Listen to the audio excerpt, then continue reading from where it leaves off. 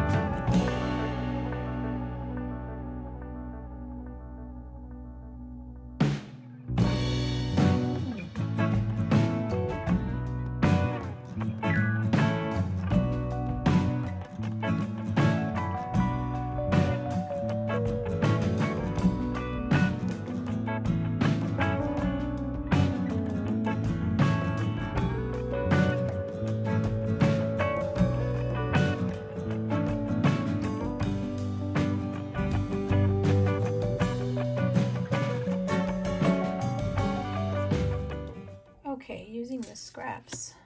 I got that one done, that one, and that one. Plus, so 3 A2 size cards, plus the 8 for my grandkids. I think I did okay. Thanks for sticking around to the end. I'd be thrilled if you subscribed to my YouTube channel or followed me on any of my other social media platforms.